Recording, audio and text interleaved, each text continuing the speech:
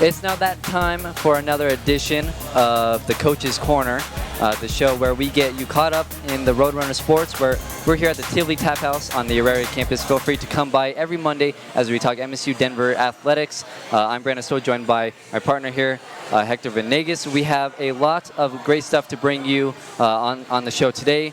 We bring back cross-country coach Nick Maas to tell us how his team's early season is going. We also bring in one of his star athletes, Brandon Krage, to help us get into the mind of a college runner. And finally, the volleyball team is off to a great start, and we'll bring in outside hitting stud Michaela Smith.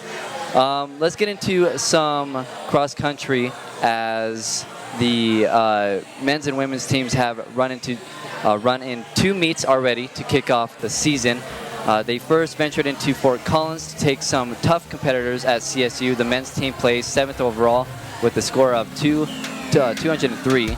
They were led by senior Brandon Krage, who placed 24th overall in the 5K race. The women finished in 9th place with a score of 232. Junior Erica Ruiz was the Roadrunners' top finisher, also placing 24th.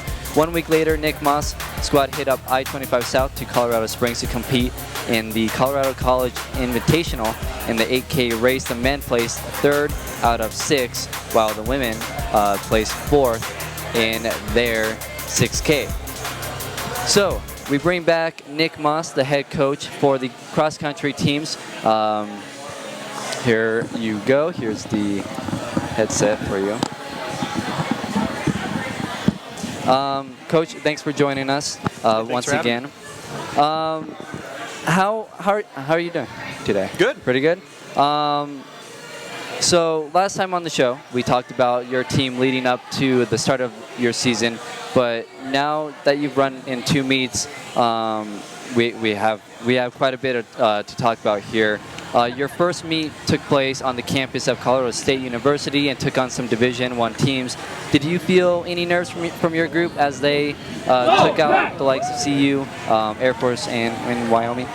Yeah, I mean, it's the first meet, you kind of never know what's going to happen, right, or what to expect from your student athletes. And this time around, it was a bit nerve-wracking for some of them, especially some of the new freshmen that we have on the women's side. It was just sort of an adjustment to how quickly the races run, right, especially with those Division I schools that you had mentioned. With CU and CSU, they're 2 of the top programs in the country in Division I, and so for them to adjust to that was a bit of a challenge.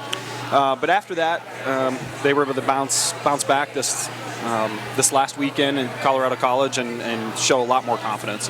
Heading into the meet like this, what are you looking for as a head coach? Like I had said the last time I was on the show, just trying to see how they would respond to something like that, how quick the race would go out, and it was a little bit warm for what we're used to. You typically practice in the morning. This was a nighttime race that was a little bit warmer. Right. So just trying to see how they react and how they work together as a team. And Coach, how were the conditions for that race? What type of surface did you guys run on that day? So that day, it was on a crushed gravel course around the football stadium at CSU. So it was a pretty quick course generally, not super hilly or anything like that, which is what you'll see from most of the courses in Colorado. Ironically enough, most of the courses that we run on are pretty flat here. So, yeah. And I'm just waiting to go on commercial so I can kill this fly. But Coach, let's talk about the men. How did they run and who stood out to you during those 2 performances? The big standout, like I had mentioned before, that I sort of expected was Brandon Krage. He led our squad this last week, the last 2 weeks, and has really been looking very, very strong. Healthiest he's ever been. So he's been one of the shining stars. Also, Kyle Jones really put in a great summer of training and has really showed his prowess. Technically, he's really only a freshman. He redshirted his freshman year last year, so he's got a bright future ahead of him as well. Now, we have Brandon Krage coming on the show a little later. You've already told us to expect big things from him. He's coming off an injury which took his 2015 season away from him. Do you feel like he's 100% back after his top finish? Oh, yeah, absolutely. He had spent a year or almost 2 years with some off and on injuries, and I think now he's learned how to deal with it and how to do all the little things to get himself prepared for the races, and from workout to workout, he's doing all those small things he needs to do to keep himself healthy. But this is definitely the most healthy he's been, the longest stretch, and it's showing. It's obvious in his race performance. Now the women finished 9th. We mentioned that you have a very green team this year. How did the team do in their opening race? Yeah, like I had said, we were pretty nervous and not super confident going into that first race, but they have responded well since that point. Like you said, I think 75-80% of our team on the women's side are freshmen, so they're going to learn. It's going to take some time, and we've just kind of told them to be patient with the process and trust everything that we're doing, and we're going to get them to where they need to be. And Coach, we mentioned Erica Reese earlier in the show, and she was your top finisher in one of the competitions. What did you see from her, and how did you get her here from Santa Rosa Junior College? Yeah, so we have a couple of coaches' contacts out in California in the community college ranks, and they keep us up to date on the top runners out there and get us in contact with some of the different coaches to pick up the big-time runners. Erica was one of those. She was one of the top runners in California Community College, which is a pretty deep field. She's got the right mentality, and we brought her on campus, and it was just this perfect fit. And she's already becoming a leader just through the things that she does in practice, and we're only going to see her performances get better and better as she gets used to the altitude. That's been her biggest adjustment, is trying to prepare herself to race in that 5,000, 6,000, 7,000 feet of altitude, and kind of deal with the breathing aspects that come along with that, and the recovery in between all the races and workouts. And then, Coach, give us your thoughts on the Colorado College meet. What stood out to you from both teams? I think just that increased confidence from the week before. The whole practice week was fantastic. We had freshmen stepping up to a whole nother level and believing in themselves and believing that they could race at this level. And so at Colorado College, it was a little bit closer to what we're going to be seeing at our conference and regional level. We saw University of Colorado Springs was there, so it was nice to see them. Regis and Colorado School of Mines, CSU Pueblo. So some of those conference schools, and that gave them a little bit more confidence that, hey, we can race against people at this Division II level, especially within our region. So yeah, on the men's and women's side at Colorado College, I was extremely impressed with the effort that we gave out there, and I expect us to just keep getting better and better as the weeks go on. Now on September 30th, you have a alumni social, and you'll host your annual Roadrunner invite. Talk about those two events. Yeah, so we really wanted to get a larger alumni presence at our events and get our alumni connected with our current student athletes. And the best time to do that was just before our home competition that we host every year. And so the night before, we're going to be hosting a social here at the Tivoli Tap House, bringing as many alumni as we can, and just kind of get to reminiscing and talking about their past experiences here as a road runner, and then invite them to come out to the cross-country meet the next day. So with that meet, not only is it a large collegiate meet, but for the first year, we're actually going to have a high school meet in combination with it. So there's going to be 13 of the best high school teams in the state in cross-country. And it's just going to be a great way for all those pieces to connect. The alumni, high school runners, collegiate runners, and should be a good experience out there at Washington Park on October 1st. All right, very cool. Time for a break here on the Coach's Corner. Up next, we'll talk to the leader of the men's cross-country team, in Brandon Krage.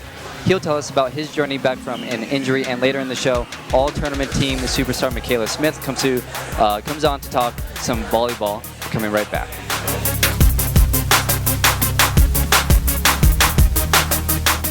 Dobinson stops on a dime, now to Cortez. The Cortez beating, count the bucket, and foul. If you can't get enough of MSU Denver sports, then you need to tune in to the Roadrunner Review. Get into the game with exclusive highlights, interviews, player stories, and of course the top plays that will have you jumping out of your seat. You can catch all the action on Comcast CET and at RoadrunnersAthletics.com. Hey, nice shot! Great spot! If I lose, I'll respond with respect. If I win, back it up with humility. If I fail, I'll rise up with honor. It's tough for us to put it all on the line. Don't undo my hard work with poor sportsmanship. Respect. It's the name of the game.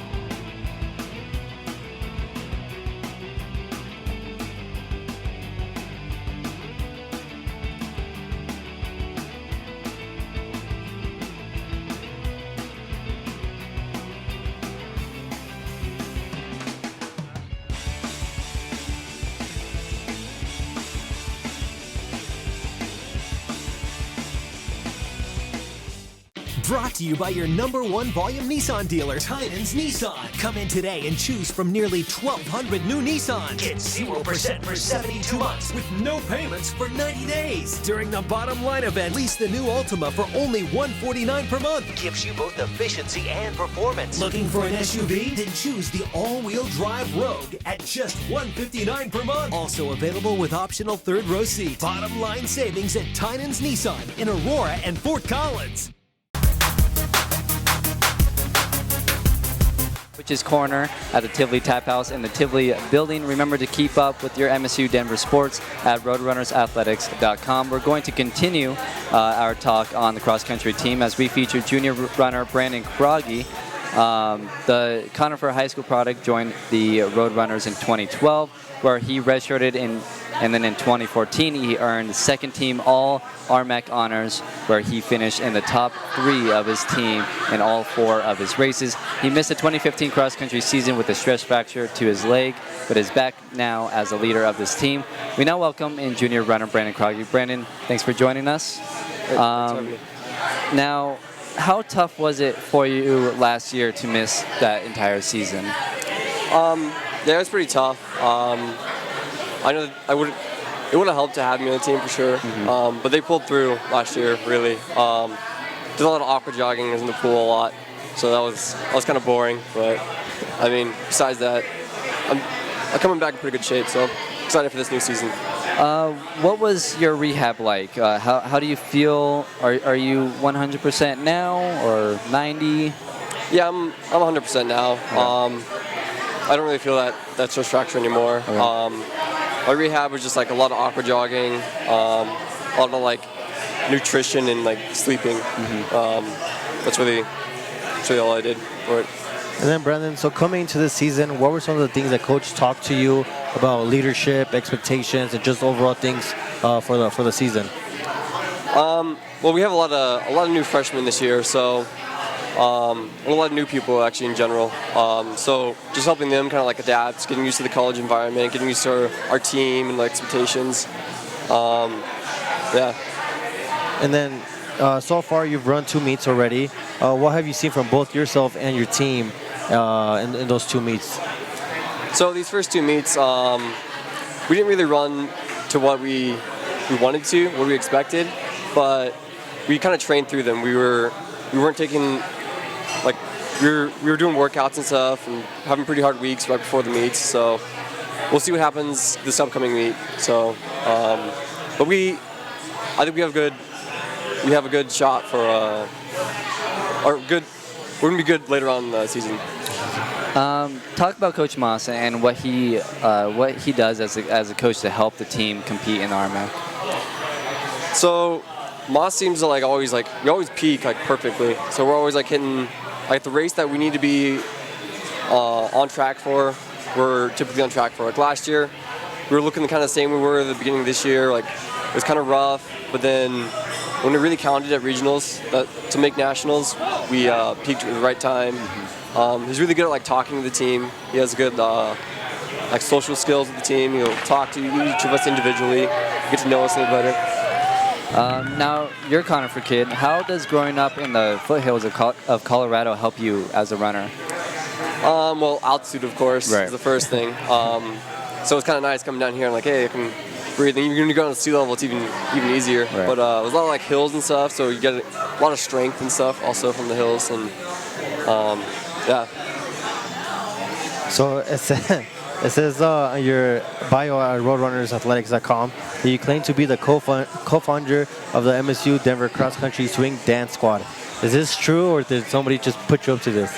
No, so me and Chris Davis, one of the others, came in my year, or is about the same age as me. We did it as kind of a joke. We're like, yeah, let's put this down. And it actually got on the bio. I was surprised. I was like, wow. So how good of a dancer are you then? I'm all right. I can hold my own. You're a better runner than dancer? Yeah. Slightly. And then again, on your profile, it says you're majoring in adult fitness and exercise. What do you want to do with that major once you graduate? Actually, I just switched that to psychology. I want to become a performance psychologist. Okay. I wanted to go into coaching after college, so that's what I was thinking with both of those majors. And then I was like, performance psychology would be better, so that's what I'm looking forward to. So you'll be running in the Roadrunner Invite at the beginning of October. Do you like running at Wash Park? Is it a difficult race to run in? I really like. Yeah, it's kind of difficult because of the grass, but I really like running in that course because you have it's like the home crowd. It's a little more like loud and it's like everybody's cheering for you. And also regionals is going to be in that same course. So how we get to nationals, so that would be like a good like preview of the course again. So we're looking forward to that course. That race, I'm like, that's my like highlighted for me. All right, well, Brandon, thanks so much for coming on to the show with us. Good luck on your next meet. We got to take a break here, but All-RMAC outside hitter Michaela Smith joins us next on the Coach's Corner.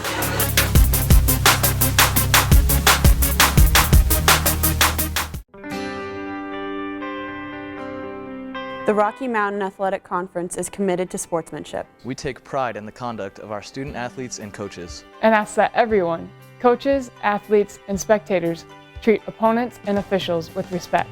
We encourage you to cheer for your favorite team. Unruly, threatening, or obscene behavior will not be condoned. Thank you for your cooperation and support.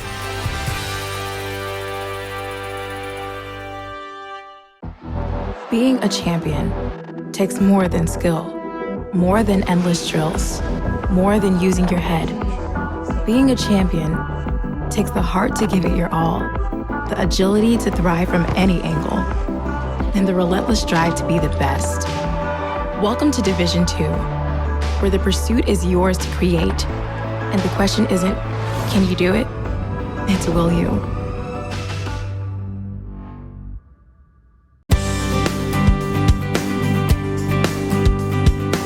Hi, this is Wellington Webb, former mayor of Denver, Colorado from 1991 to 2003.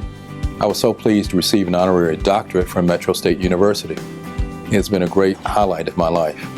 And I also want to take this opportunity to say happy birthday to you on your 50th anniversary.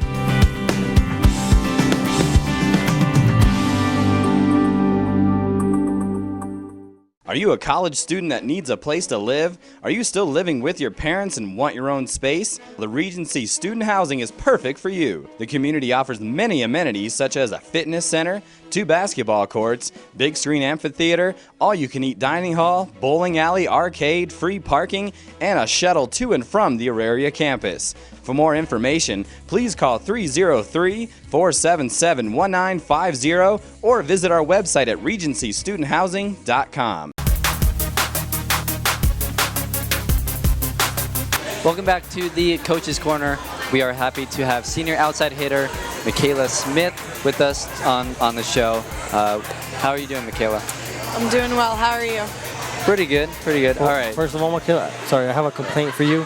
Last year, I was calling one of your guys' games, and during your guys' warm-ups, you almost knocked me out with the volleyball. So I just... You gotta watch out for that. Yeah, so now I'm taking a helmet and everything to the games because it's pretty dangerous down there. It is pretty dangerous. Just sitting in the stands can be pretty dangerous. Do you guys aim at us on purpose? Yes. It feels like that. It does feel like it. Feels like you should that. try standing like in the box where everyone's actually hitting. Right. Yeah. No, I'm okay. So you and your team, you guys are coming off the always tough Colorado Premier Challenge. It's a tournament you host every year, and the best Division II teams come to your place. How do you feel the team played this past weekend? I think we struggled. of course, part of that is due to the fact that we played amazing teams.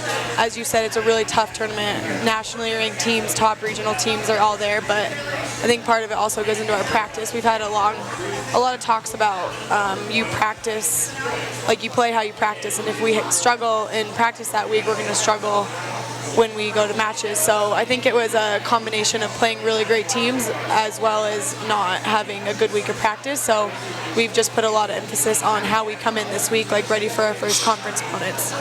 So you come into your senior season and your 5th season with the Roadrunners. How fast has this gone? I mean, I know I'm in my 5th year of school, and it flies by. How has it felt for you? It does. It really does fly by, and I know everyone says that, but it's also a weird feeling because when I look back to my freshman year and think about where I was when I was a freshman, it feels like so long ago, but it doesn't feel like I've lived that amount of time. Like, when I found out I was redshirting, I never thought that it would go by this quickly. Like, my 5th year would be here this fast, but it does. It really flies by.